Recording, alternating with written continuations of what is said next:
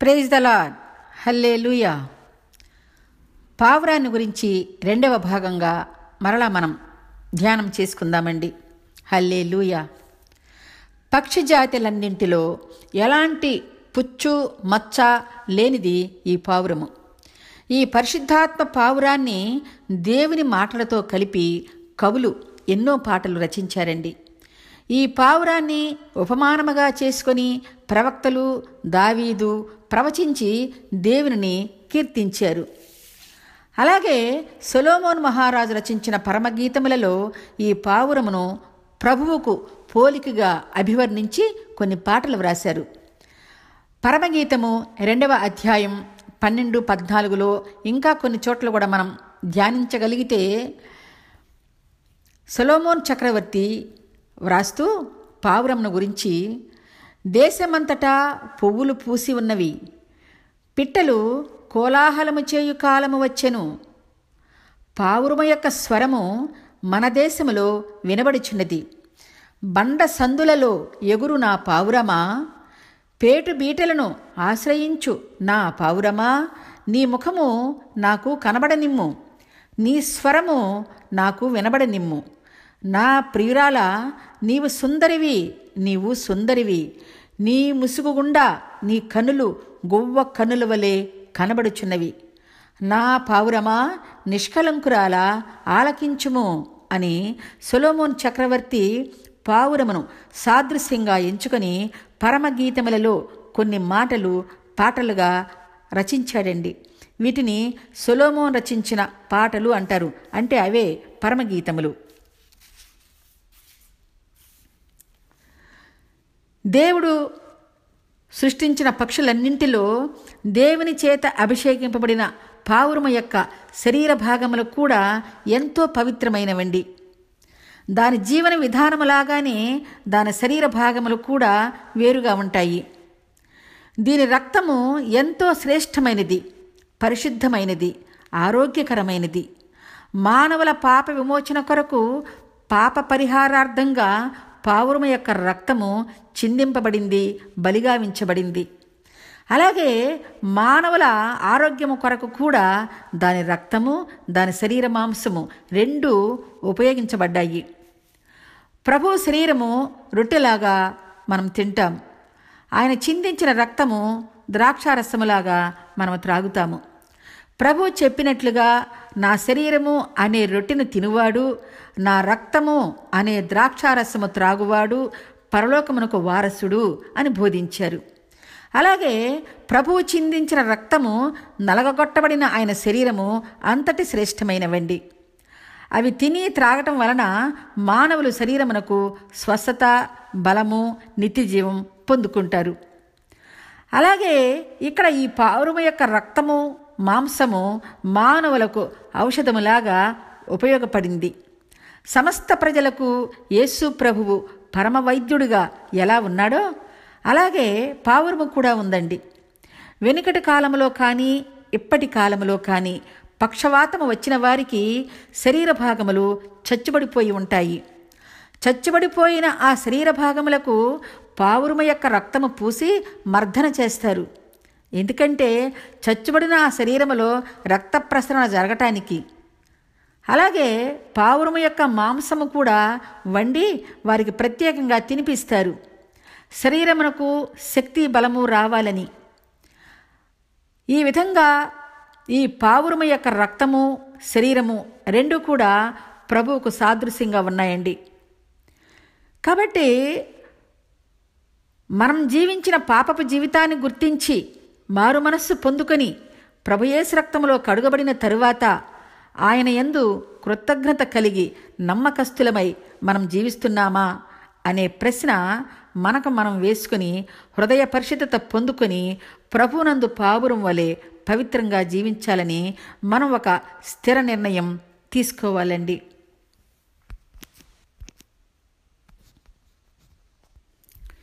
పక్షులన్నింటిలో పావురము యొక్క జీవన విధానం ఎలా ఉంటుందో అలాగే దాని శరీర నిర్మాణం కూడా ప్రత్యేకంగా ఉంటుంది. పావురము యొక్క శరీరము నుండి నూనె లాంటిది ఉత్పత్తి అవుతుందండి. దాని కారణంగా పావురము యొక్క శరీరము ఎప్పటికప్పుడు నునుపుగా చేయబడుతుంది. అందుకే అది ఎప్పుడు చూచినా ఫ్రెష్గా, ప్రశాంతంగా, పరిశుభ్రంగా, ప్రకాశవంతంగా ఉండి చాలా అందంగా కనిపిస్తూ ఉంటుంది. దాన్ని చూచిన వారికి కూడా మనస్సు ప్రశాంతత కలుగుతుంది. దానికి మురికి అంటదు, అది అసలు అంటించుకోదు కూడా, దాని జోలికి కూడా పోదు. కనుక అది ఎప్పుడు పరిశుభ్రంగా కనిపిస్తుంటుంది. పవిత్రమైన ఈ నూనె కూడా పరిశుద్ధ గ్రంథములో పరిశుద్ధాత్మక సాదృశ్యంగా ఎంతో ప్రాముఖ్యత సంతరించుకుందండి. ఈ భూమి మీద ఉన్న చెట్లన్నింటిలో నుండి ఒలీవ చెట్టును, దాని నూనెను దేవుడు కోరుకున్నాడు. ఈ ఒలీవ చెట్టు ఎల్లవేళలా జీవము కలిగి ఉంటుంది. నిర్గమాకాండము 27వ అధ్యాయములో 20వ వచనములో మనం చూచినట్లయితే, దేవుని మందసము ఎదుట దీపము నిత్యము వెలిగించటానికి ఒలీవ కాయలను దంచి తీసిన అచ్చమైన ఒలీవల నూనె తేవాలని ఇశ్రాయేలు ప్రజలకు ఆజ్ఞాపించు అని యెహోవా తండ్రి ఆత్మరూపములో ఉండి మోషేతో మానవ స్వరముతో మాట్లాడాడు. దేవుని పరిచర్య కొరకు ఈ ఆలివ్ నూనె బహుగా వాడబడిందండి. అది పరిశుద్ధాత్మకు గుర్తుగా ఎంచబడింది. పూర్వములోని ప్రవక్తలు దేవుని ఆజ్ఞ మేరకు ప్రభువుకు ఇష్టమైన వారికి ఈ నూనెతో రాజులను అభిషేకించేవారు. ఆ విధంగానే సమూయేలు ప్రవక్త దేవుని ఆజ్ఞ చొప్పున తైలపు బుడ్డిని తీసుకుని బెత్లెహేము వెళ్ళి అడవిలో గొర్రెలను మేపుకుంటున్న దావీదును నూనెతో తల మీద ప్రోక్షించి ఇశ్రాయేలు ప్రజలకు 2వ రాజుగా అభిషేకించాడు. అలాగే మనం నూతన నిబంధనలో కూడా మనం చూచినట్లయితే ప్రభువు శిష్యులకు ఇచ్చిన అధికారమును బట్టి ఈ నూనెతో రోగులను స్వస్థపరిచారు. అదేవిధంగా ఒక సమరయుడు మార్గంలో వెళుతుంటే ఒక వ్యక్తి గాయాలతో కనిపించాడు. అప్పుడు ఆ సమరయుడు ఆ వ్యక్తి గాయాలకు నూనె పూసి స్వాంతనము కలిగించాడండి. ఆనాటి కాలంలోని వారు ఎక్కడికి వెళుతున్నా నూనెను తీసుకుని వెళ్ళేవారు. ఈనాటి కాలంలోని దైవ సేవకులు కూడా ఈ నూనెను ప్రార్థించి అభిషేకించి మనకు ఇస్తూ ఉంటారు. ఈ దైవ సేవకులు ప్రార్థించిన నూనె మనకు అందుబాటులో లేకపోయినా పర్వాలేదండి. ఎందుకంటే మన హృదయం పరిశుభ్రంగా ఉంచుకొని కొంత నూనెని తీసుకొని మోకాటితో దేవుని సన్నిధిలో కూర్చొని ప్రార్థించుకున్నప్పుడు ఆ పరమ ప్రభువు మన ప్రార్థన ఆలకించి అంగీకరించి ఆ నూనెను పరిశుద్ధపరిచి ఆశీర్వదించి దీవించుతాడు. దేవుని చేత దీవించబడిన ఆ తైలము మనము భద్రముగా ఉంచుకొని ప్రభుయేసు నామములో మనం ఆ తైలమును రోజు వాడుకోవాలి. ప్రార్థన చేసుకున్న తరువాత మనకు ఎలాంటి పరిస్థితి అయినా, అది సుఖమైన, దుఃఖమైన, రోగమైన, కోరికలైనా, మానసిక వ్యాధులైనా, సంఘర్షణలైనా, ఏదైనా కానీ మనకు కలిగినప్పుడు దేవుని సన్నిధిలో మోకరించి ప్రార్థించిన ఆ నూనెను తల మీద పెట్టుకొని, ప్రభువా, కరుణ, ప్రేమ, జాలి గల ఓ నా తండ్రి యేసయ్యా, నిన్ను స్మరించుకొని తలపై ఈ తైలము పెట్టుకుని చుండగా, తండ్రి పరమవైద్యుడు అయిన ఓ ప్రభువా, ఈ తైలమును నీవు చిందించిన పరిశుద్ధ రక్తముతో పరిశుద్ధపరిచి పవిత్రపరిచి ఆశీర్వదించి దీవించి నడినెత్తి నుండి ఆపాదమస్తం వరకు అరిపాదం వరకు స్వస్థపరచమని ప్రభుని వేడుకోవాలి. తండ్రి సహాయం చేయండి, నీవే యెహోవా రాఫావి, స్వస్థపరిచే దేవుడువు, పరమవైద్యుడువు అని మనం ప్రార్థించుకున్నప్పుడు మనకు స్వస్థత శీఘ్రముగా దొరుకుతుందండి. ధైర్యము, ఓదార్పు, ఊరట, నెమ్మది, ఆరోగ్యము, ఆయుష్, దీవెనలు పొందుకుంటాము. అందుకనే ప్రతిరోజు ఉదయం ప్రార్థించుకున్న తరువాత ఈ పరిశుద్ధమైన అభిషేక తైలమును మన శిరస్సుపై పెట్టుకోవాలి. మనం ఎక్కడికి వెళ్ళినా అది మనకు ఎప్పుడు కాపుదలగా ఉండి అన్ని వేళల్లో మనకు సంరక్షణ కలిగిస్తుందండి. ఆ విధంగానే పాత నిబంధనలోని వారు ఎక్కడికి వెళ్ళినా వారితో కూడా నూనె తీసుకుని వెళ్ళేవారు. ఆదికాండము 28వ అధ్యాయంలో 13 నుండి 19 వరకు మనం ధ్యానించినట్లయితే, యాకోబు బెర్షెబా నుండి హారానుకు ప్రయాణించేటప్పుడు మార్గములో ప్రొద్దు కృంకింది, రాత్రి అయిపోయింది. యాకోబు ఆ రాత్రి అక్కడే ఉండి అక్కడ ఉన్న ఒక రాయిని తీసుకుని తలగడగా చేసుకుని నిద్రించాడు. దేవుడు ఆ రాత్రి యాకోబుకు పరలోకపునిచ్చిన దర్శనము అనుగ్రహించి దీవించాడండి. యాకోబు ఉదయం లేచి ఆశ్చర్యపడి ఆ దర్శనమును జ్ఞాపకం చేసుకున్నాడు. తరువాత యెహోవా దేవుడు నిశ్చయముగా ఈ స్థలమందు ఉన్నాడు అని అనుకొని తన తల క్రింద పెట్టుకున్న రాయిని తీసుకొని దానిని నిలువబెట్టి దాని కొన మీద నూనె పోసి అభిషేకించాడు. నేను స్తంభముగా నిలిపిన ఈ రాయి దేవుని మందిరమగును అని దానికి బేతేలు అని పేరు పెట్టాడు. బేతేలు అంటే దేవుని మందిరము. యాకోబు నూనెతో అభిషేకించిన రాయి దేవుని మందిరం అయ్యిందండి. ఈ మందిరము అనే మాట మొదటిగా ఆదికాండము 28వ అధ్యాయం 17లో 22లో వ్రాయబడి ఉంది పరిశుద్ధ గ్రంథములో. ఈ నూనె అంతటి విశిష్టత కలిగినది. అందుకే ప్రార్థన ద్వారా అభిషేకించిన తైలము ఎప్పుడు ఇంటిలో మన ప్రయాణాల్లో ఉంచుకోవటం ఎంతైనా మంచిదండి. అంతటి విశిష్టత కలిగినది ఈ పరిశుద్ధ తైలము.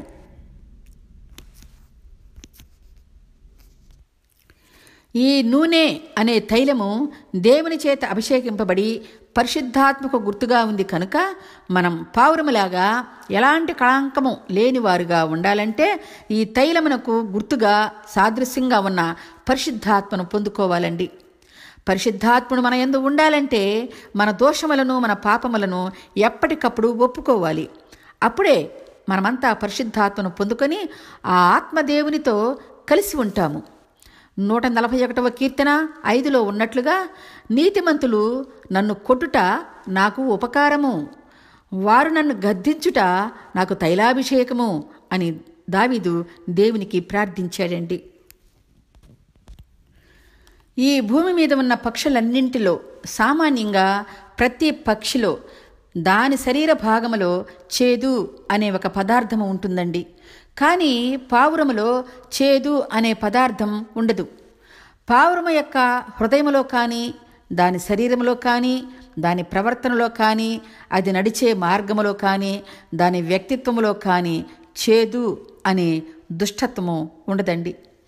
పావురములో లేని ఈ చేదును గురించి ఉపమాన రీతిగా పరిశుద్ధ గ్రంథములో వ్రాయబడి ఉంది. హెబ్రీ పత్రిక 12వ అధ్యాయం 14 నుండి 16 వరకు మనము ధ్యానించినట్లయితే పౌలు ప్రజలను దేవుని మాటలతో హెచ్చరిస్తూ, ప్రజలారా, సమస్తమైన ద్వేషము, కోపము, క్రోధము, అలరితో కూడిన ఆటపాటలు, దూషణలు, సకలమైన దుష్టత్వమును విసర్జించండి. ఇవి మీ జీవితాలకు హానికరమైనవి. మీలో ఎవరైనా దేవుని కృపను పొందకుండా తప్పిపోతారేమో. మీలో చేదైన వేరు ఏదైనా మొలచి మిమ్మల్ని కలవరపరచటం వలన అనేకులు దేవుని యందు అపవిత్రులైపోతారేమో. జాగ్రత్తగా చూచుకొనండి. పరిశుద్ధత లేకుండా ఎవరు ప్రభువుని చేరలేరు, చూడలేరు. కనుక దుష్టుల సాంగత్యము నుండి దూరంగా వెళ్ళి ప్రభువుకు దగ్గరగా జీవించండి అని పౌలు ప్రకటించాడండి. అలాగే ఈ రోజుల్లో కూడా దేవుని యందు విశ్వాసము కలవారి హృదయాల్లో చేదు అనే దుష్టత్వము పెట్టుకొని ప్రవర్తిస్తున్నారు.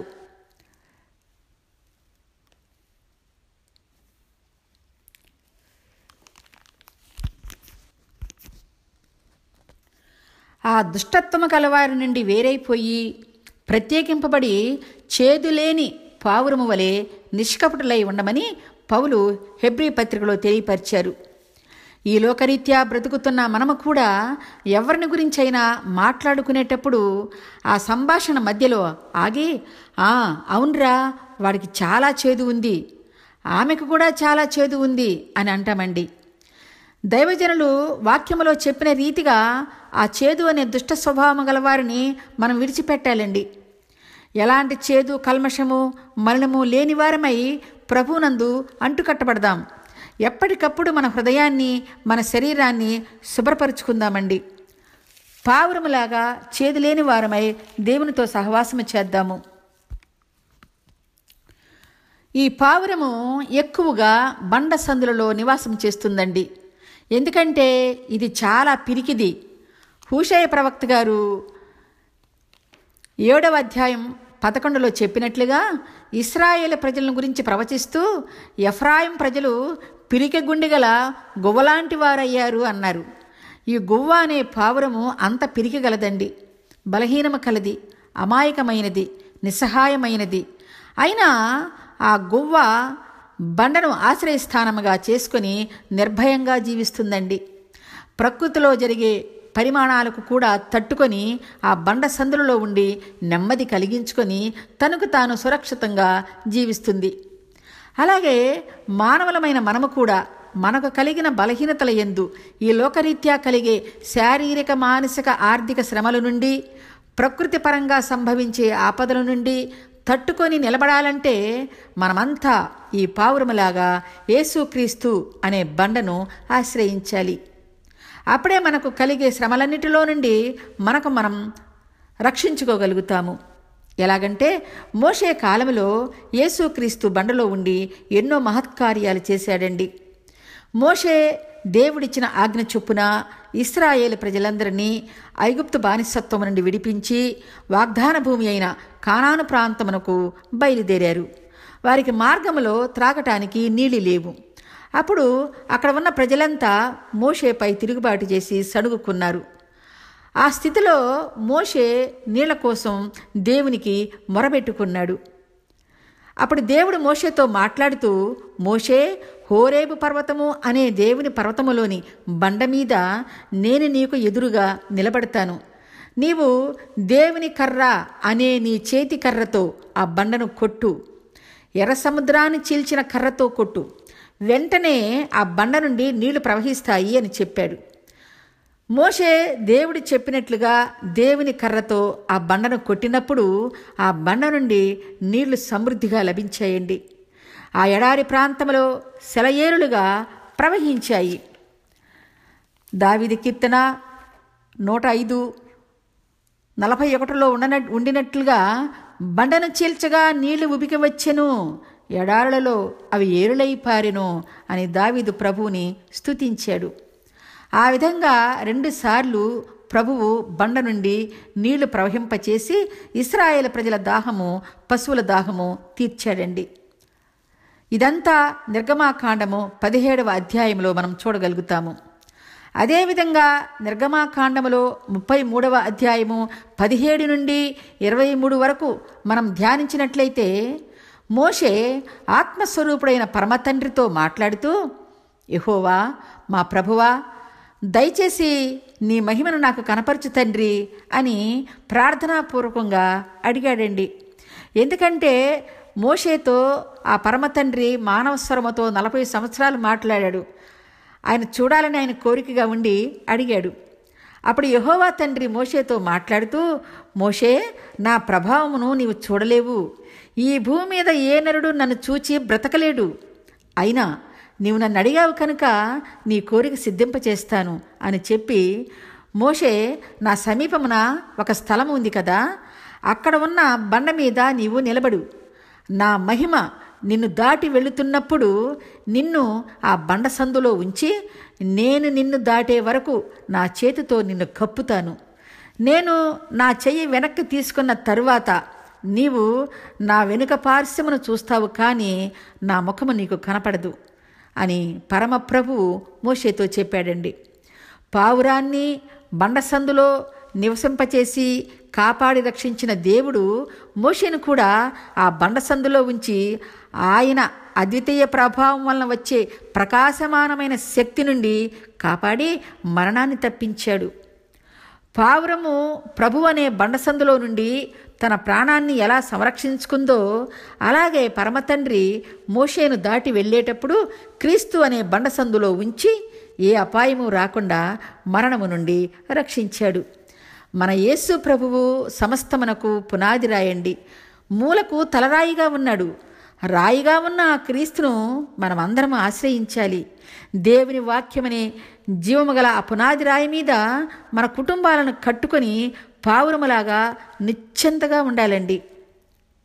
ప్రభు ప్రజలకు బోధించిన విధంగా వానలొచ్చినా వరదలొచ్చినా ఆ ఇల్లు కూలదు. ఎందుకంటే క్రీస్తు అనే బలమైన పునాదిరాయి మీద మన ఇల్లు కట్టబడి ఉంది కనుక మనము ఆత్మధైర్యం కలిగి ఉంటామండి. పావురము నమ్మకానికి, ప్రేమకి, స్నేహానికి మారుపేరండి.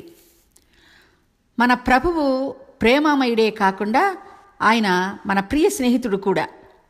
పరమప్రభువు అనాది నుండి కూడా మానవులతో స్నేహం, సహవాసం చేయాలని ఆయన కోరికగా ఉండేది. ఆ విధంగానే ఏదెను వనములో ఆదాముతో స్నేహం చేశాడు. అలాగే అబ్రహామును నా స్నేహితుడు అన్నాడు.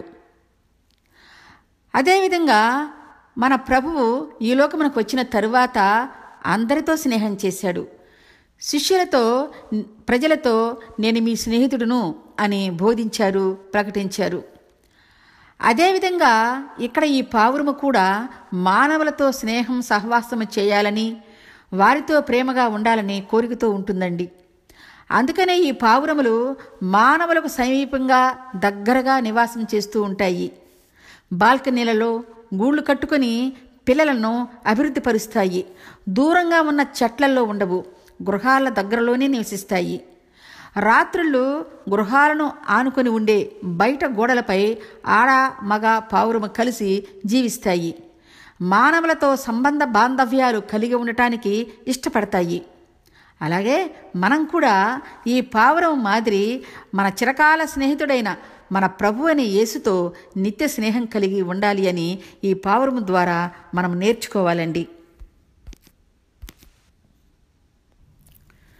పావురాల యొక్క దాంపత్య జీవితం ఎంతో మనోహరంగా ఉంటుందండి. చూడటానికి కూడా ముచ్చటగా ఉంటుంది. ఆడ, మగ పావురాలు ఎల్లప్పుడూ కలిసి ఉంటాయి. అవి బ్రతికినంత కాలం జంటగా సహజీవనం కొనసాగిస్తాయి. అవి ఎప్పుడు విడిపోవు. ఆ రెండు పావురాలు ఒకదానికొకటి ఎంతో పవిత్రంగా ప్రేమించుకుంటాయి. పావురము ప్రేమించిన విధంగా ఏ పక్షి, ఏ మానవుడు ప్రేమించలేడు, ఒక్క ప్రభు తప్ప. మన ప్రేమమయుడైన యేసు ప్రభు మాదిరిగా ప్రేమించగలుగుతుంది. పావురాలు చూపించుకునే ప్రేమ ఎంతో మధురమైనది, తీయనైనది, నిర్మలమైనది, స్వచ్ఛమైనది, ఎలాంటి కళంకము లేనిదండి. పరిశుద్ధమైన పవిత్రత కలిగినది ఆ ప్రేమ. ప్రభువు మాదిరిగా చూపించే ప్రేమ. పావురము చూపించే ప్రేమలో, ప్రభువు చూపించే ప్రేమలో ఎంతో దగ్గర సంబంధం ఉంది. ఆ జంట పావురాలు చూపించుకునే ప్రేమ అంతటి ఔన్నత్యం గలదండి. ఆ జంట పావురాలలో ఏదో ఒక కారణంగా ఒకటి గూటికి చేరకపోయినా, కనిపించకపోయినా, తప్పిపోయిన పావురము దాని చెంతకు చేరే వరకు బాధతో మూలుగుతూ ఉంటుంది. అది ఉన్న చోటనే ఉండి దానికోసమే ఎదురు చూస్తుంటుంది. తప్పిపోయిన ఆ జంట పావురము కోసము బాధతో మూలుగుతూ దుఃఖిస్తూ ఉంటుంది. దానికోసం ఎంత కాలమైనా నిరీక్షిస్తుంది, కానీ వేరొక పావురముతో జత కట్టదండి, కలవదు, వేరొక దానిని అసలు సమీపించదు. అంతటి నీతి, యథార్థత కలిగి ఉంటుంది ఈ పావురము. యెహెజ్కేలు గ్రంథము 7వ అధ్యాయము 16వ వచనములో మనం చూచినట్లయితే, పర్వతముల మీద ఉన్నవారు దేవుని మరచి తమ దోషములను బట్టి గొవ్వల వలె మూలుగుదురు అని వ్రాయబడి ఉంది. అంటే గొవ్వ మూలిగేటప్పుడు ఎంత బాధపడుతుందో మనం అర్థం చేసుకోవాలి. అందుకనే పరిశుద్ధ గ్రంథములు కూడా వ్రాయబడి ఉందండి. దావీదు కీర్తనలో 6వ కీర్తన 6లో కూడా మనం చూసినట్లయితే, దావీదు తనకు బాధ కలిగినప్పుడు, దేవా నేను మూలుగుచూ అలసి ఉన్నాను, ఆహా గువ్వవలే నాకు రెక్కలున్న ఎడల నేను ఎగిరిపోయి నెమ్మదిగా ఉందినే అని పావురముతో పోల్చి తన కీర్తనలో ఎన్నోసార్లు ప్రభువుని ప్రార్థించాడండి. ప్రభువు రక్షణ కొరకు మూలుగుతో ప్రార్థించి కనిపెట్టుకుని ఆయన వంశములోనే ప్రభువుని జన్మింప చేసుకున్నాడు. పావురము ఇంతటి ఔన్నత్యం కలిగినది కనుక దేవుడు దానికి అంతటి ఘనత, ప్రాధాన్యత ఇచ్చి పరిశుద్ధ గ్రంథములో పరిశుద్ధాత్మకు సాదృశ్యంగా ఉంచుకొని ఘనమైన ఆధిక్యత కలుగజేశాడండి. మన జీవితాల్లో ఎన్ని సమస్యలు, ఆటంకాలు, అడ్డంకులు, అవరోధాలు కలిగినా పావురములాగా మనం నమ్ముకున్న మన ప్రభు కొరకు నిరీక్షించాలి, కానీ వేరొక మార్గంలో నడవకూడదండి. భార్యాభర్తలిద్దరూ పావురములాగా ఒకరికి ఒకరు నమ్మకమైన దాంపత్యం జీవితం గడపాలి, కానీ ఒకరికి ఒకరు మోసం చేసుకోకూడదు. నమ్ముకున్న వారిని ఎవరిని మోసం చేసినా ప్రభు చెప్పినట్లు వారికి నరకమే, పాతాళమే గతవుతుంది. ప్రతి ఒక్కరూ విశ్వాసంతో ప్రభు కొరకు నిరీక్షణ కలిగి ఉంటే మన సమస్యలు, చిక్కులు పరిష్కరింపబడతాయండి. పరలోకమనే దేవుని సన్నిధికి దారి దొరుకుతుంది. ఈ లోకరీత్యా దేవునిని విడిచి వేరొక మార్గములను పయనిస్తే వారి మరణానంతరము నిత్య నరకాగ్నికి లోనవుతారు. ఈ లోక ఆశలతో బ్రతికే కొంతమంది దేవుని జ్ఞానము కలిగిన ఈ మాటలు వినరు. మనం ఎంత చెప్పినా చెవి ఎగ్గరు.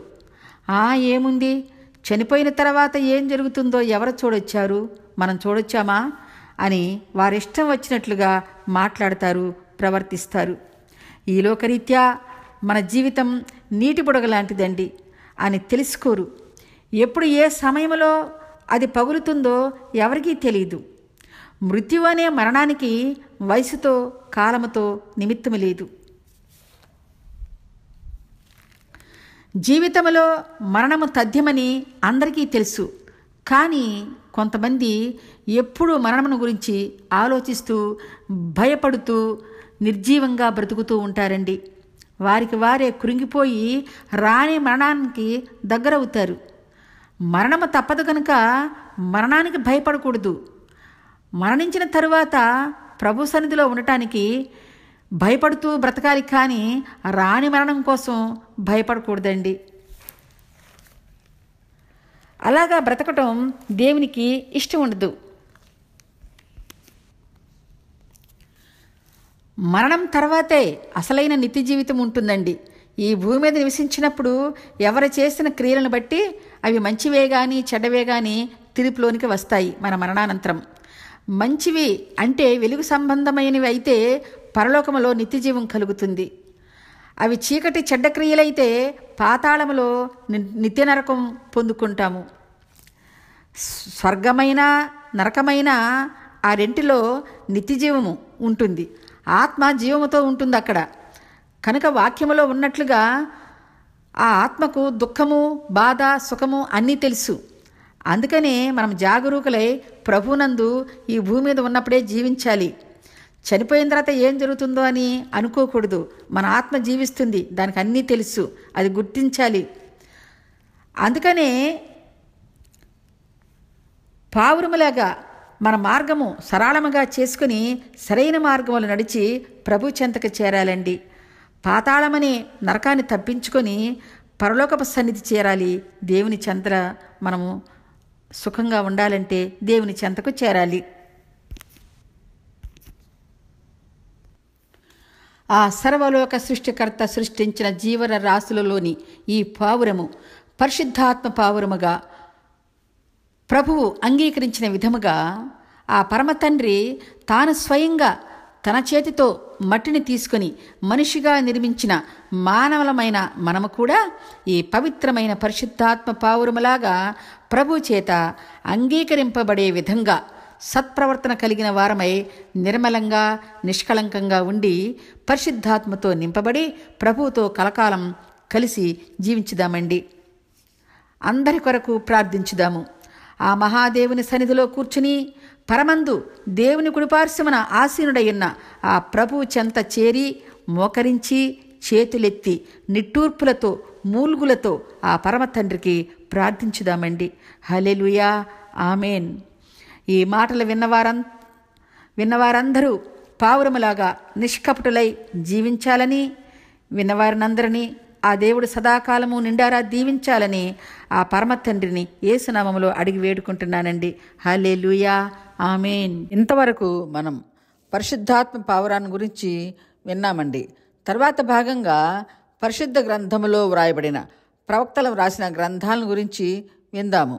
దేవుడు తన పని కొరకు ఏర్పరచుకున్న ప్రవక్తల గురించి వారానికి ఒక్కొక్కరి చొప్పున పరిశుద్ధ ప్రవక్తలందరి గురించి ధ్యానించుకుందామండి. ముందుగా అసలు ప్రవక్తలు ఎవరు, వారు చేసే పని ఏంటి అనేది తెలుసుకుని ఆ తర్వాత పెద్ద ప్రవక్తల గురించి, మైనర్ ప్రవక్తలు అనే 12 మంది ప్రవక్తల గురించి కూడా మనం వరుసగా ధ్యానం చేద్దాం. ఈ ప్రవక్తల గ్రంథాలను ఎక్కువ మంది చదవరు కనుక అలాంటి వారి కొరకు దేవుడు ఏర్పరచుకున్న ప్రవక్తలందరిని గురించి కొంత సంభాషించుకుందాము అన్న ఆలోచనతో ఈ ప్రవక్తలందరిని గురించి వినిపించటం జరుగుతుంది. అల్పురాలనైనా నాకు ఇట్టి భాగ్యత ఇచ్చిన ఆ దేవాది దేవునికి వందనాలు చెప్పుకుంటూ మీకు అందరికీ నా హృదయపూర్వక వందనాలు చెప్పుకుంటున్నాను. హల్లెలూయా, ఆమేన్.